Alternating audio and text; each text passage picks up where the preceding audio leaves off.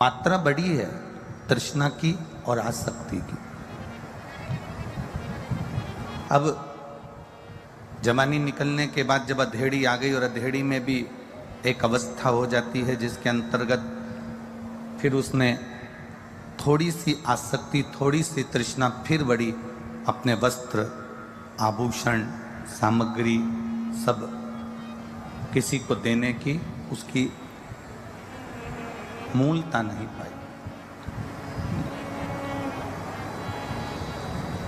पर उम्र बढ़ते बढ़ते बचपन गया, जवानी गई, अधेड़ी गई और जब बुढ़ापा आया तब तृष्णा, आसक्ति और बढ़ गई। अब वो आसक्ति, तृष्णा इतनी बढ़ गई कि वो छोड़ना नहीं चाहता। एक बहुत अच्छा प्रसंग आता है शिव महापुराण के अंतर्गत, दृष्टांत सागर का। ये बड़ा सुंदर प्रसंग है।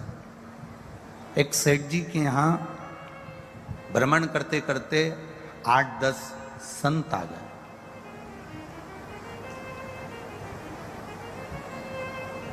और सेठ जी के यहाँ जब 8-10 संत आए और संतों ने वहाँ डेरा डाला, सेठ जी ने उनको भोजन कराया, पानी पिलाया, गौ माता का दूध का पान कराया, सब सुख सेठ जी ने उनको दिया।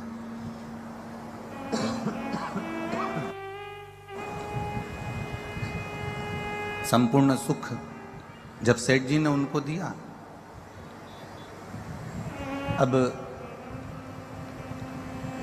सारे संत चले गए, एक संत वहां रुके और उन संत ने वहां डेरा डाल के रखा। तो सेठ जी ने उनका आदर, सम्मान, सत्कार सब किया। समय बीता, संत जाने लगे तो उन्होंने सेठ जी से कहा कि मेरा मन है मैं आपको भगवान से मिला दूं, एक बार मैं आपको भगवान से मिलाना चाहता हूं, चलो मेरे साथ, मैं तुम्हें भगवान से मिला दूंगा।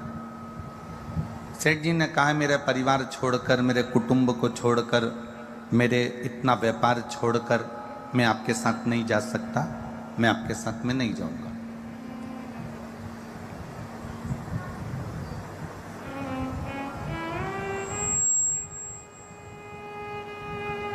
सेठ जी ने पूछा कि परमात्मा के मिलन में बांधा क्या होती है?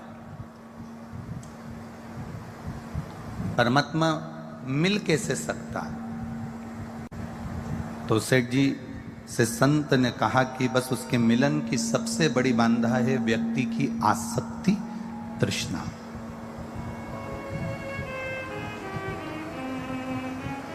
उसकी सबसे बड़ी बांधा है उसकी आसक्ति, उसकी तृष्णा। एक बात हम आप लोगों से कहना चाहेंगे, जो 7 दिन के श्रोता होते हैं, जो 7 दिन तक इस पंडाल में रहते हैं, धर्मशालाओं में रहते हैं, होटलों में रहते हैं, या अपने अपने रिश्तेदारों के घरों में रहते हैं, या पंडाल में जो पड़े रहते हैं 7 दिन तक, एक दिन का जो श्रोता आता है, 2 दिन का जो श्रोता आता है, 3 दिन का जो श्रोता आता है, 4 दिन का जो श्रोता आता है, हम उनकी बात नहीं कर रहे। जो 7 दिन चाहे अलवर की भूमि पर पड़े हुए हों, चाहे पुष्कर राज में जो कथा हुई उसमें रहे हों, चाहे आगे जो कथाएं हैं मैनपुरी उत्तर प्रदेश में हों, चाहे छत्तीसगढ़ के श्रोता हों, जो 7 दिन अपना घर, परिवार, कुटुंब सब छोड़कर पंडाल में और धर्मशाला में, होटलों में रुकते हैं, कभी इनका एक प्रैक्टिकल कर, मैं यहाँ 7 दिन रहूंगी, मैं 7 दिन यहाँ पर रहूंगा, दानदाता आएंगे, भक्त आएंगे, वो लुटा कर जाएंगे, पर इतना मैं इकट्ठा कर कर भी करूंगी तो करूंगी क्या? मैं इतना भी लेकर करूंगा तो करूंगा क्या? सेठ जी, आसक्ति एक ऐसी होती है, तृष्णा एक ऐसी होती है जो हमारे बीच में बांधा बन जाती है। परमात्मा के मिलन में जो बांधा है वो हमारी आसक्ति है, हमारी तृष्णा है। अब सेठ जी ने कहा कि मैं तो अपना परिवार नहीं छोड़ सकता, मैं अपने कुटुंब को नहीं छोड़ सकता, मैं अपने रिश्ते नहीं छोड़ सकता, मैं परमात्मा से नहीं मिलना चाहता, रहने दो, तुम तो मुझे मत मिलवा।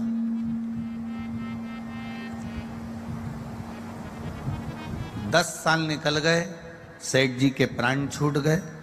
सेठ जी के प्राण छूटे तो सेठ जी बेल बन गए, एक नंदी बेल बने सेठ जी। और नंदी बेल जब सेठ जी बन गए, नंदी बेल बनने के बाद सेठ जी जब नंदी बेल बने तब वो संत फिर आए और उन्होंने उस नंदी बेल को देखा तो नंदी बेल से उन्होंने कान में कहा, सेठ जी अब तो तुमने मनुष्य का शरीर छोड़ दिया, अब नंदी बेल बन गए हो, चलो मैं तुम्हें उस परमात्मा से मिला देता हूं, उससे मुलाकात करवा देता हूं। सेठ जी ने कहा, कैसे चले जाऊं मैं, मेरा बेटा मुझ पर बोझा रखता है, मैं उसकी हेल्प करता हूं, उसकी सहायता करता हूं, उसका सामान उठाकर ले जाता हूं। अगर मैं चले जाऊंगा कोई दूसरा बेल आएगा, रहेगा, ज्यादा खाएगा और काम कम करेगा, मेरे बेटे का नुकसान होगा। तो मैं अपने बेटे के पास से जाना नहीं चाहता, इसलिए मैं नहीं जाऊंगा। अब मना कर दिया। समय बीत गया। 3 साल के बाद संत फिर आए। सेठ जी जो बेल बने थे, नंदी बने थे, उनके प्राण छूट गए, वो कुत्ते की योनि में आ गए, स्वान की योनि में आ गए। अब कुत्ते के पास में संत ने जाकर कहा कि ये काम करो सेठ जी, अब तुम नंदी बेल से छूटकर कुत्ता बन गए हो, स्वान बन गए हो, चलो अब मैं तुम्हें चलकर भगवान से मिलवा देता हूँ। कुत्ते की योनि पाने पर भी सेठ जी ने कहा, नहीं नहीं नहीं, मेरी बहू बहुत अच्छे अच्छे जेवर पहनती है, मेरी बहू बहुत महंगे महंगे जेवर पहनती है, घर में कोई चोर घुस गया तो इसलिए मैं कुत्ता बनकर अपने बहू के जेवर का और अपने बेटे के सामान की रक्षा करूंगा, जाऊंगा नहीं। शिव महापुराण की कथा कहती है, एक मनुष्य जब आसक्तियों में पड़कर, तृष्णा में पड़कर अपने प्राणों को त्याग देता है, तब वो ना जाने कितनी योनियां पाता जाता है, उसके बाद भी उसकी आसक्ति छूट नहीं पाती है। शिव महापुराण की कथा इतना कहती है कि आप शिव की शरण में जब जाएं, परमात्मा की शरण में जब जाएं, भगवान की शरण में जब जाएं, तब अपनी आसक्तियों को छोड़कर जाना। कल कथा में आपसे कहा था कि यहां आना, शिव महापुराण की कथा सुनने के लिए आप अलवर की भूमि पर आ रहे हो, शिव महापुराण की कथा सुनने के लिए इस पंडाल में अगर आप पहुंच रहे हो तो आपसे निवेदन है, सोने की रकम घर छोड़कर ना आना। आसक्ति के सामान, तुम्हारी मोबाइल, तुम्हारी वीआईपी चप्पल, तुम्हारा वीआईपी सामान आप अपने अपने घर पर छोड़कर आओ। यहां आसक्ति से परे होकर आइए। यहां शिव के अड़भंग बनकर आइए। और जब आप शिव के अड़भंग बनकर आओगे, आसक्ति से परे होकर आओगे, तब बैठकर शिव महापुराण की कथा का रस तत्व ग्रहण करोगे। तब बैठकर तुम भगवान की अविरल भक्ति की कथा सुनो। 2 क्षण शिव महापुराण के पंडाल में, 2 क्षण भगवान की कथा में, 2 क्षण परमात्मा की भक्ति में बैठने का मौका मिल जाए, बैठो। 2 क्षण शिव महापुराण में अगर तुम्हारा चित्त लग जाए, 2 क्षण इस कथा में तुम्हारा मन रम जाए, तो उसको रमाने का प्रयास करना। क्योंकि अगर परमात्मा से एक बार डोरी बंध गई तो तुम परमात्मा के हो जाओगे और परमात्मा तुम्हारा हो जाएगा, फिर उसमें बीच में कोई रह नहीं पाएगा।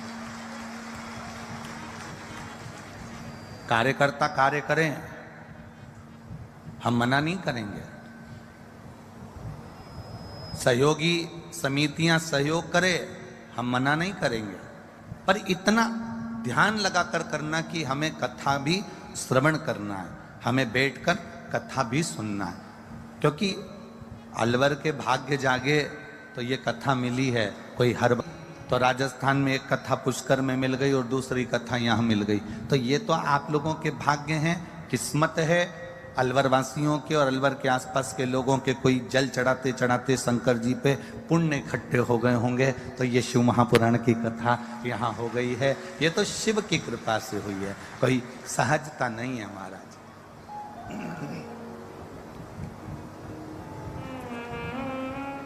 बड़ी मुश्किल। और ये आदरणीय प्रमोद विजय जी से पूछना और उनके परिवार से पूछना, ये कथा लेने के लिए इन्होंने दिल्ली, इंदौर, राजस्थान, छत्तीसगढ़ सब दूर से खबर करवाई, तब जाकर ये बड़ी मुश्किल से ये कथा इनको प्राप्त हुई है। ये कोई सहज नहीं है शिव पुराण की बात है। ये बहुत बहुत भाव की कथा है और इसको भाव से श्रवण करो, अपनी जिंदगी में उतारो। बड़ी मुश्किल से मिली है। उम्र बढ़ती है तो तृष्णा भी बढ़ती है। हम कहेंगे उम्र बढ़ने को तो जानते, हम तो कहेंगे उम्र घटती है। उम्र बढ़ती नहीं है, उम्र घट रही है। 40 साल के हो गए, 50 साल के हो गए, 60 साल के हो गए, 70 साल के हो गए, 80 साल के हो गए, ये तो उम्र घट रही है। इसको बढ़ना नहीं कहेंगे। तो हम ये भी कह सकते हैं कि उम्र घटती है, तृष्णा बढ़ती है, आसक्ति बढ़ती है।